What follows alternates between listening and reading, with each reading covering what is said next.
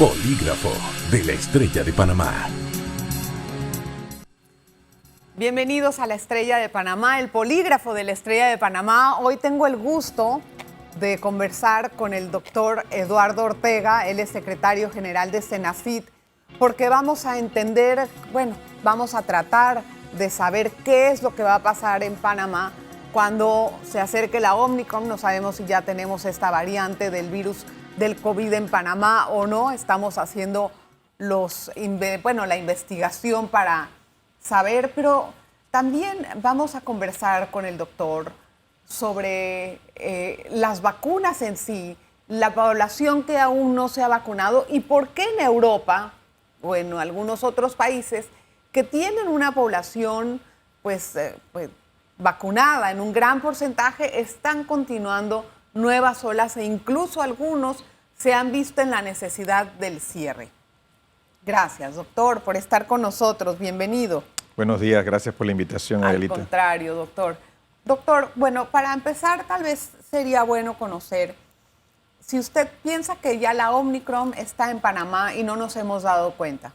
¿Es posible? Potencialmente posible que eso sea el caso. Tenemos una buena vigilancia en el país y sabemos por conversaciones con el doctor Juan Miguel Pascale del Gorgas que hoy más del 95% de los aislamientos del virus que se analizan son Delta. Entonces, Delta es el problema actual. Sin embargo, tenemos Omicron en Ecuador, en Argentina, en Chile, en Brasil, México, gran parte de los Estados Unidos de Norteamérica y Canadá. Que mucha gente viaja para allá. Panamá es un país donde tenemos muchos visitantes de negocios y turistas. Es posible que entre, va a depender del número de casos que uno analice en el país. En Panamá hay una limitación del viaje de personas que originen sus viajes en la parte sur de África. Sí. Eso pudiera detectar casos. No va a limitar la entrada del virus, la va a enlentecer probablemente, pero es importante porque nos permite aislar el virus, caracterizarlo en Panamá y eso es importante para nosotros. El virus puede venir de cualquier parte, no solamente de África. Yo no creo en que cerrar fronteras es una solución, pero nos permite intentar identificar el virus y caracterizarlo. Sin embargo, cuando iba a llegar la Delta, estábamos en la misma situación. Es como que usted estuviera hablando de lo mismo, pero cambiando el nombre. Es lógico que van a venir la Omicron y después podría superar a la Delta o eliminarla del panorama. ¿Qué pasaría en todo caso? A ver, hemos ido aprendiendo cada vez más, aunque nos sigue sorprendiendo el virus cada vez más. Ajá. Delta nos preocupaba mucho porque producía enfermedad más severa, se transmitía más eficientemente, escapaba de alguna manera las vacunas, se multiplicaba más fácilmente en las personas. Tuvimos tiempo en Panamá de verla evolucionar del 30, 60, 90%, hoy es por arriba del 95% y nos sorprende Omicron apareciendo o siendo detectada por lo menos en el sur de África y anunciado por los investigadores en Sudáfrica. Es un monstruo desde el punto de vista del número de mutaciones. El virus en sí. Exactamente, tiene 50 mutaciones. Cuando usted la compara con la Delta, que era la que más nos asustaba, 13, 14 mutaciones. Es importante que sepamos que hay un balance entre las mutaciones, eso se llama epistasis. Sí. Okay. ¿Sí? Y entre esas mutaciones, ellas interaccionan entre sí porque cambia la proteína. Claro. Y al cambiar la conformación de la proteína, cambia la función de la proteína. En este caso, ya sabemos algunas cosas de Omicron, sabemos que se transmite más eficientemente que la Delta, parece causar enfermedad menos grave, medido por número de hospitalizaciones, evade la vacuna, no totalmente, la evade mejor para infección, sin embargo las vacunas tienen una buena eficacia y hoy en Sudáfrica, 3 semanas después de haber sido detectada, representa el 90% de todos los aislamientos analizados. Entonces, sí es capaz de desplazar a la Delta y eso significa, Adelita, que ese desplazamiento significa que todas las otras variantes de preocupación desaparecerían, no simultáneamente en todas partes del mundo. Hasta que salga otra variante del Omicron. Así es. Ahora, creo que nos estamos... Never ending story. Sí, no, yo creo que sí va en la evolución, siendo optimista, correcta, porque aunque se transmite más eficientemente, produce enfermedad menos severa, 30% menos de hospitalización, La mortalidad no va de una manera paralela al número de casos. Eso es bueno para nosotros. Y yo creo que nos estamos acercando probablemente a la endemicidad. Y eso significa que va a haber una disminución de esos casos severos y nos vamos a acercar probablemente a lo que quisiéramos tener. A que sea un virus más leve.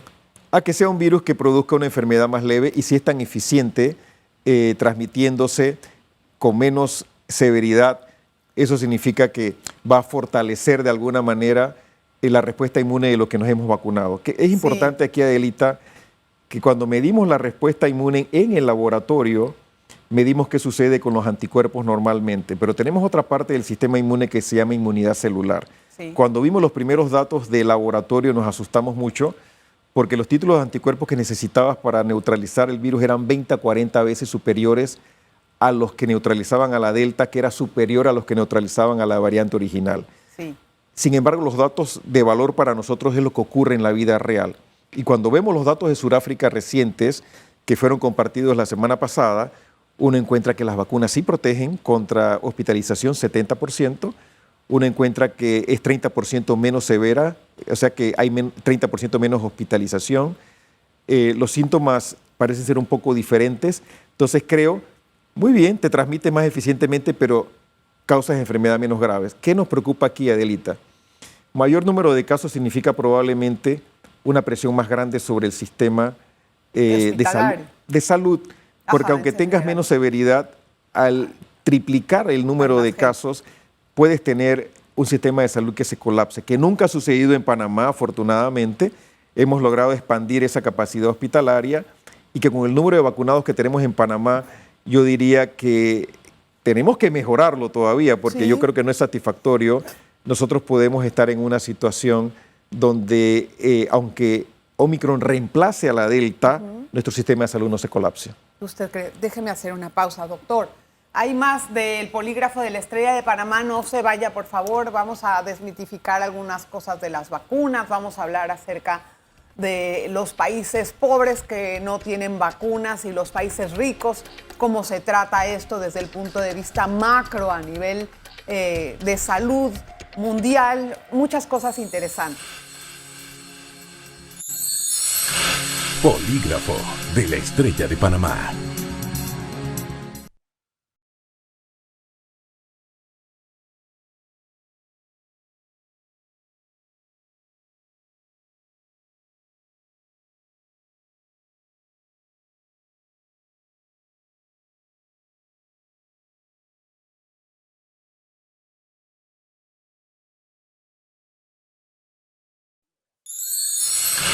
Polígrafo de la Estrella de Panamá.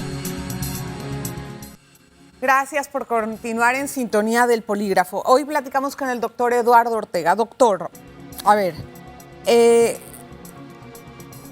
realidad uno está viendo el avance de la ciencia, el avance en controlar el virus con nuevas variantes igual de las vacunas. Lo que yo no me explico es, después de tanto desarrollo y tanto conocimiento, no se tenga claro el origen del virus. Vaya, hay varias hipótesis. Eso sí, y realmente me tiene atónita, porque si somos capaces de desarrollar vacunas tan rápido para contraer los efectos del virus, ¿cómo es posible que no sepamos su origen? Tenemos una hipótesis bastante sólida, que es una zoonosis. Las zoonosis se originan en reservorios animales, donde el virus se adapta. En este caso, sabemos que los murciélagos, que son de los mamíferos más abundantes que existen, están infestados un número importante por coronavirus. De aquí salta la barrera de las especies y pasa a otra especie que no hemos identificado todavía. Eso es lo que yo me refiero. ¿Dónde está ese eslabón? Y para poder lograr tener una hipótesis sólida sobre eso, tenemos que saber cuál es ese eslabón perdido y no lo han encontrado los científicos. Porque creo que todavía no hemos invertido lo suficiente para responder a esa pregunta. Nos hemos concentrado en la parte humana. En algún momento ha habido investigaciones por la OMS, investigadores chinos, que han ido a China a intentar discernir si esto realmente fue un virus que se origina como una zoonosis, llega a un laboratorio y que potencialmente se escapa a ese laboratorio. No es un virus que fue creado en un laboratorio para causar una pandemia, eso creo que está bastante descartado, pero es posible que haya sido estudiado primero en el campo, traído a un laboratorio, escapado. Eso todavía no está concluido, aunque es una posibilidad más remota. Lo que más creemos que haya ocurrido se origina en el campo de una especie que lo transmite a otra, donde se adapta y ahí es transmitido a otra especie, en este caso los seres humanos. Estamos hablando de XX. No, porque creo que en ese laboratorio que significa la ecología, de donde aparentemente se origina en algún lugar de Asia, quizás China, es demasiado amplio. Los murciélagos son de los mamíferos más abundantes. Un gran porcentaje están infectados. Sí, habría que aislar muchos virus. Tenemos algunos virus de murciélagos que cuando uno analiza la secuencia genética es bastante parecido a la secuencia genética del virus que originalmente sale de China, de Wuhan. Eso requiere mucho tiempo para poder discernirse, mucha inversión. Pero también se ha hecho mucho tiempo y mucho dinero invirtiendo. Bueno, es lógico que se invierta en contrarrestarlo, ¿no? Yo lo entiendo. Pero yo me pregunto, ¿se habrá metido la política en conocer el origen del virus? Es posible que haya temas geopolíticos importantes que de alguna manera limitan nuestra capacidad para invertir más en entenderlo, y es crítico entenderlo. Claro, si entendemos el paso entonces, de qué especie a qué especie pasó y cómo llegó a los humanos, nos ayuda a entender cómo prevenir el próximo. Es que ahí va la pregunta, es que si no lo sabemos, estamos listos para vivir un virus peor, porque igual no sabemos dónde están esas dos especies, o esos dos eslabones más bien, que después originaron este virus. Entonces, y lo entendemos de alguna manera, Adelita, para SARS-CoV-1, donde pensamos que sale de los murciélagos, pasa a un felino palmípedo y de ahí al ser humano. MERS, 10 años después, va también de murciélagos a dromedarios y de ahí al ser humano. Ninguno de los dos adquiere la habilidad para transmitirse tan eficientemente, afortunadamente, porque tienen una letalidad mucho más alta que el virus actual, pero ahí logramos trazar un poco mejor cómo ese virus fue saltando la barrera de las especies. Creo que en este caso la diseminación mundial, la alta transmisión, la letalidad total ha hecho que la investigación se haya concentrado en otros temas y nos ha distraído de esa primera fase. ¿Usted como científico descarta la teoría de que haya sido un accidente de laboratorio?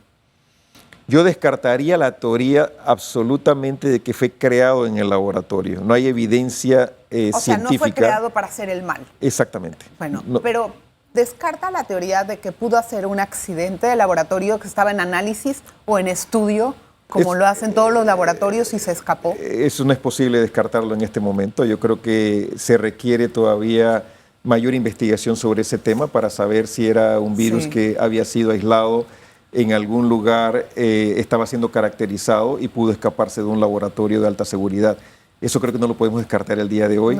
Poco probable, yo diría. Lo más probable. Sí, es probable, pero lo más probable es que realmente sale de algún nicho ecológico que permite la transmisión a una especie y posteriormente a una segunda especie, en este caso los humanos. Creo que esa es la hipótesis más viable que tenemos el día de hoy. Ahora, doctor, ¿qué deben de hacer las farmacéuticas con los países pobres que no pueden afrontar la compra masiva de vacunas? Sin embargo, en otros países, por lo menos como el nuestro, que no somos un país rico, pero que somos un país que por fortuna dedicó esfuerzos para esto, y eso hay que agradecerlo mucho al gobierno nacional, ya tiene refuerzos. ¿Qué deben de hacer las farmacéuticas en este gran dilema? Porque también se mezcla la salud y un dilema moral. Yo diría que muchas cosas, ¿no? Uno, apoyar las negociaciones multilaterales, por ejemplo, con COVAX. Lo segundo, facilitar la transferencia tecnológica del conocimiento que da como resultado la producción de las vacunas. Eso va más allá de las patentes, porque en el caso de las vacunas, liberar una patente que protege un descubrimiento no es suficiente. La producción de vacunas es un tema bastante complejo y de hecho las compañías tienen protegidos el proceso de la producción de la vacuna más que el descubrimiento en sí. Así que decir que tú liberas la patente de la tecnología de ácido ribonucleico mensajero es parcialmente lo que hay que hacer. Tenemos el resto. Creo que también hay que favorecer la producción de estas vacunas en países en vías de desarrollo. Hay países que tienen producción en la India, en Brasil, por ejemplo, en China, que hay una gran capacidad para producir las vacunas. Un gran número de estas vacunas fueron producidas con financiamiento del gobierno de los Estados Unidos y de los países europeos. Miles de millones de dólares fueron a esto. Creo que el costo de las vacunas, y hay compañías que han puesto el costo de las vacunas sin tener un beneficio económico adicional. En este caso, sabemos que algunas de las vacunas de vectores virales tienen un costo mucho más bajo. Lógicamente, una tecnología nueva tiene un mayor costo. Las vacunas de ácido ribonucleico son más caras, pero su investigación, su desarrollo y su producción, en gran medida, para la gran mayoría de las compañías fue financiada por dinero público. Ok, pero entonces ahí es donde está el dilema. Es decir, ¿qué van a hacer los países que no tienen dinero? Esos mecanismos de apoyo no sé si están funcionando. No permitir la acaparación de las vacunas tampoco, ¿no? Yo creo que es importante. En algún momento hubo el debate de si deberíamos de ir para el refuerzo o aplicar primeras dosis. Ese debate existe aún en nuestro país porque nosotros estamos aplicando el refuerzo.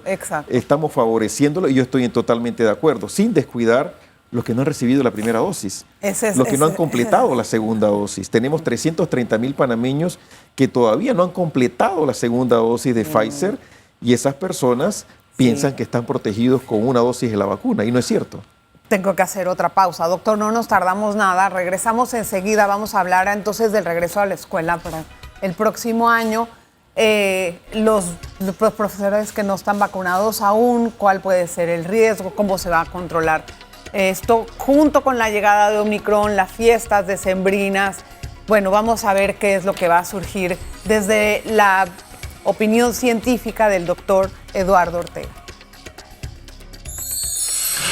Polígrafo de la Estrella de Panamá.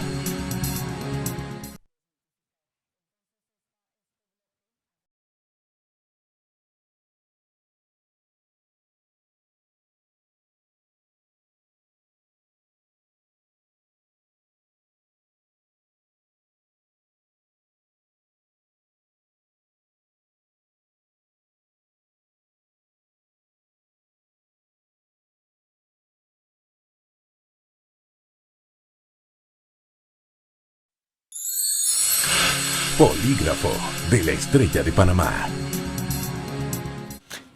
Bueno, estamos hablando fuera de cámara con el doctor Eduardo Ortega. Muy buena la conversa, que se la vamos a compartir. Doctor, vienen la fecha de reinicio de clases presenciales, pero también estamos conociendo que hay 4,000 docentes que no están vacunados. Y a eso se suma que es muy posible que para esa fecha ya tengamos la Omicron. Digo, yo no estoy científica, pero la lógica me indica eso. ¿Cuál es esta composición que ven los científicos con todos estos ingredientes? A ver, personalmente, yo creo que cualquier persona que ofrece un servicio al público tiene que estar vacunado. En este caso, yo creo que los trabajadores de la salud, maestros y profesores administrativos, las personas que transportan a nuestros niños en los buses escolares, aquellos que los alimentan y los que limpian las escuelas deberían estar vacunados. Pero no están 4,000. La mejor herramienta que tenemos el día de hoy para proteger a los niños, si todavía no los hemos vacunado, es que los adultos alrededor de ellos estén vacunados. Y estos maestros deberían vacunarse para su protección y la protección de los niños, y creo que este es un tema de solidaridad. De hecho, he escuchado el tema del distanciamiento, que si no tenemos 2 metros, las escuelas no se deben de abrir. Eso no es correcto. Estas medidas no trabajan aisladamente, estas medidas trabajan en su conjunto. Y eso incluye, por un lado, el distanciamiento, que la recomendación actual es 3 pies, 1 metro. Y de hecho, si nosotros tenemos que sacrificar el distanciamiento teniendo todas las otras medidas en su conjunto, debemos hacerlo porque la apertura escolar es más importante. Ahora, sí, pero ahora entendamos de que esto es voluntario, no es obligatorio. Entonces, ¿qué deberíamos de hacer? ¿Hacerlo obligatorio como los países europeos? ¿Se van a saltar todos los que están defendiendo sus excelente derechos? Pregunta. Creo que de nuevo, en los que ofrecemos un servicio público, y eso me incluye a mí. Y a mí. Creo que la vacunación no es público, creo que personalmente esa vacunación debería ser obligatoria. Personal de salud, trabajadores públicos, maestros y todos los que trabajan alrededor de la docencia deberían estar vacunados. Eso es lo que yo opino. Y volviendo al tema del distanciamiento, porque ha creado ruido en las escuelas, recordemos que aquí incluye el uso de la mascarilla, sí, la ventilación cruzada, la vacunación de los adultos, la vacunación de los niños, el lavado de manos y entonces el distanciamiento. Si no podemos garantizar el metro de distancia, todo lo demás tiene que ser garantizado, además de la trazabilidad. Ahora, doctor, los niños de 12 en adelante ya están tomando su vacuna, o sea, ya se la están poniendo. Estos más o menos es un escudo de protección para ahorita el inicio de clases presenciales ya con más forma. Claro que sí. De alguna manera, aunque sabemos que lo que ocurre en las escuelas es un reflejo de lo que ocurre en la comunidad, no podemos decir que no hay una transmisión potencial en estos niños de escuela secundaria y de escuela primaria. Vacunarlos es crítico, porque uno los protege directamente, que es importante, los protege de secuelas, que también es crítico, y afecta la transmisión comunitaria. Ahora, ¿cuál es su lectura sobre el aumento de casos consecutivos desde hace unas semanas a la fecha? Nosotros hemos liberado de alguna manera las restricciones sociales que habíamos implementado para alterar la transmisión comunitaria. Tenemos fiestas patrias. Y tenemos fiestas de Navidad ahora. Y esa reactivación económica, hemos abierto el país, tenemos más visitantes, tuvimos Viernes Negro. Todo eso hace que haya un incremento de casos. Pero sigue controlado a pesar de... Así es, y sobre todo tenemos menos casos en terapia intensiva, tenemos menos hospitalizaciones y menos fallecimientos. ¿Pero qué esperan después de diciembre? Nosotros creemos que eso va a depender porque estamos viendo la tendencia a un repunte. Exacto. Hay un porcentaje más alto de pruebas que salen positivas en las personas que se hacen la prueba. Sí. Un incremento de casos pequeño pero progresivo. Un aumento de casos activos, eso va a hacer probablemente que nosotros tengamos que ese repunte se incremente. Tenemos que ver qué sucede con Omicron. No nos van a meter en la casa de nuevo, ¿no? No, Por favor, no creo que eso vaya a suceder. No, yo creo que no es la idea, esa no es la intención. Lo que sí creo, sin ser doctora, creo que no debemos de quitar la mascarilla. Totalmente de acuerdo. Es decir, yo estoy harta, pero no debemos de quitar la mascarilla. Yo creo que ese fue un error de Europa o de otros países y pum, vale, les cayeron. Eso y que hay resistencia a la vacunación en algunos países de Europa, ¿no? Alemania, 40 millones de personas no han aceptado vacunarse, por ejemplo. Sí, wow. España ha sido muy exitoso, Portugal ha sido muy exitoso. Y uno ve que hay un cambio en el número de casos, no hay una relación entre el número de casos y las hospitalizaciones y fallecimientos, y eso es gracias a las vacunas. Doctor, hay una pregunta que me surge. Hay muchos países que se vacunaron con vacunas no aceptadas o no reconocidas por la OMS, pero al viajar a estos países que necesitas de estar vacunado con vacunas de las conocidas, Pfizer, Moderna, etcétera, no pueden. Entonces, ¿cuál es la situación de esas personas, me pregunto? En nuestro país estamos dándole refuerzo a todas las personas independientemente del esquema primario y de la vacuna que hayan recibido. Pero ese cruce de material en el cuerpo, ¿qué? No, ya sabemos y hay publicaciones científicas, Adelita, de por lo menos 7 vacunas diferentes que han sido utilizadas como esquema primario y que han sido reforzadas con la vacuna de Pfizer, que es la que utilizamos en este país, donde todas ellas tienen una excelente respuesta inmune. Diferente. De hecho, la mejor respuesta inmune es cuando las vacunas con Pfizer o Moderna. Esa es la mejor vacuna para reforzar. Yo diría que tienes vacunas no reconocidas por la OMS, la FDA o la Agencia Europea de Medicamentos. Por ejemplo, algunas vacunas como la vacuna producida en la Unión Soviética, en Rusia, perdón, no en la Unión Soviética, sino en Rusia, Sí. que todavía no es reconocida por algunas agencias internacionales de referencia. Yo creo que nosotros tenemos que tener también mecanismos de reconocimiento mutuo, bilateral y multilateral. Yo diría que los multilaterales son los de la FDA, la OMS y la EMA, pero debemos de tener mecanismos bilaterales también, porque esas personas Porque necesitan viajar. No, además que es un derecho, o sea, también no se puede poner esto entre, está cambiando toda la vida con una vacuna. Doctor, me queda muy poco tiempo, así es que bueno, respuestas cortitas. Vamos a hacer un mini segmento de desmitificando las vacunas. Me dice cierto o falso. Las vacunas atacan el ADN. Falso. Mejor me espero a que salga una variante que incluya una vacuna que incluya todas las variantes. Muy complicado. La mejor vacuna es la vacuna puesta y la que tienen disponible en el lugar que te vas a vacunar. Las vacunas son experimentales. No, las vacunas ya están licenciadas por lo menos para ciertos grupos de edad en muchos países del mundo. Las vacunas son un negocio de las grandes farmacéuticas. Vamos, hay una gran inversión y ellos intentan recuperar la inversión que han tenido. Yo creo que en esta fase de la pandemia deberían ser producidas al costo. Bueno,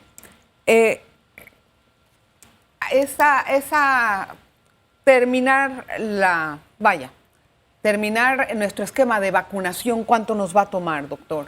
La última. Tenemos 80% de la población vacunable con 2 dosis y 90% con 1 dosis. Creo que tenemos que mirar a la población total.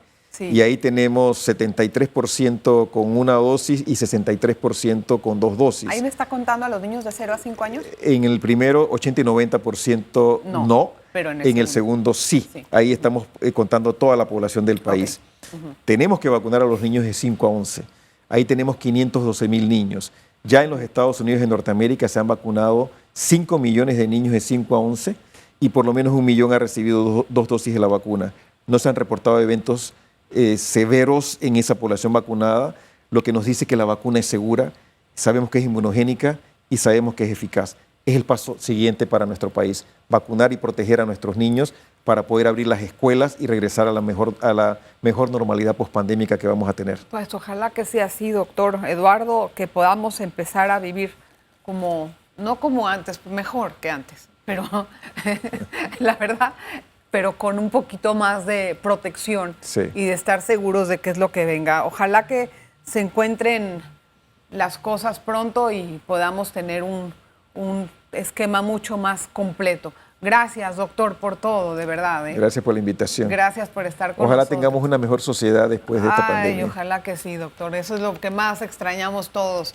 Más transparencia y moral y más solidaridad. Gracias por estar con nosotros en El Polígrafo. Felices fiestas. Nos vemos la próxima. Polígrafo de la Estrella de Panamá. Revive este programa entrando al canal 1 de VOD de Tigo.